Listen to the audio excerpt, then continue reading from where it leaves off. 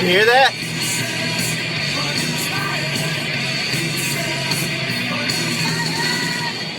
Yeah, peace sells, but who's buying? Not the U.S. government, not George Soros, not David J. Rockefeller, any of the batch, not Henry Kissinger, not the U.S. Congress with John McCain. Nobody is buying peace. In Syria, Venezuela, Ukraine, after the first wave, in Libya, Egypt, and after all of the others, Iraq, Afghanistan. Have yourself another 10 years of Gitmo. You name it. Peace sells, but these war hawks are not buying.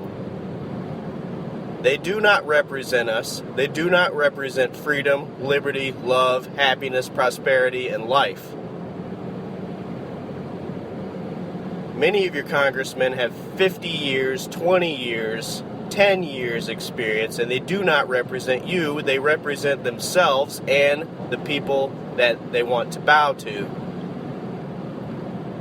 I don't mean to sound upset, but I've been in their schools for 18 years, plus 7 years in universities. I come out and I get into the workforce where I have a little bit more time, but not as much time as I'd like, to pursue my own freedom, happiness, and free time. So as you get older, you start to look at politics, you take a look at what's really going on, and you don't believe what's on the BBC, the Fox News, the CNN, the MSNBC, and anything else that's state-run, state-paid for, etc. You want to kick this thing into hyperdrive, you got to take a look at it and see what the parts are doing. And right now, they spent $400,000 on a dinner just to get a plate of food and listen to Hillary Clinton speak to see what she's going to do in 3 years, to see if they want to back her up. That $400,000 for a 2-hour dinner and a speech could have saved a lot of people from dying, from having food for the night, could have bought a lot of housing for them. Hell, my condo I bought for $48,000. You could have bought 10 condos for homeless people. What of it? What kind of world do you want to live in? The only people making money right now are defense contractors who are building high-quality castles right here in Highlandville, Missouri. This guy's retired. Looks like he's got the newest Millennium Fortress here with 14-inch concrete walls with steel embedded in it. Almost has spiral minarets on top. DARPA's making money. Google's making money. He wants to microchip everybody. He thinks he's going to bring back his dad, and his dad's going to whistle the same tunes and walk around him. Oh, you lost your father. I get it. It sucks. But you know what? There's a lot of people out there starving while you're making money with your little robotic fantasy future for mankind. It's not going to work. And all you're worried about is getting into everybody's home computer, sucking the life out of everybody, sucking the money dry, making them beg the government. Look, we don't need a big government. We need our personal liberty, we need our personal freedom, we need our personal space. You can take any segment of this and pick it apart and argue it. You can argue it till your face turns blue, whether you're a politician pundit, whether or not you're just on the other side of things. It makes no difference to me. You guys know that you're on the losing side if you don't want people to be able to thrive, live, and do it with their freedoms intact. Now let's go back to this gun thing. Second Amendment. You know what? If you can protect yourself and you can kick somebody's butt to the wall with your bare fists and your feet, good for you. And you know what? If somebody knocks through my door to rob me or to harm my family, I'm going to do just that. It doesn't matter if it's a pot sitting on the counter. It doesn't matter if it's a book or a pencil. They're dead. I don't need a Second Amendment right, but you know what? There's a lot of people that do. There's a lot of people that have that right to own a firearm. So what? And if you're not trying to take over their whole life and control them and be the dominator with your own guns, bodyguards, and army, then it wouldn't matter to you. Bottom line. This isn't the age of knives and swords. But if you take away people's guns, we're going to start walking around with those. I don't know. People are going to protect themselves. In Mother Nature, you got animals with teeth, sharp claws, and other special, unique features of their body that was given to them by God.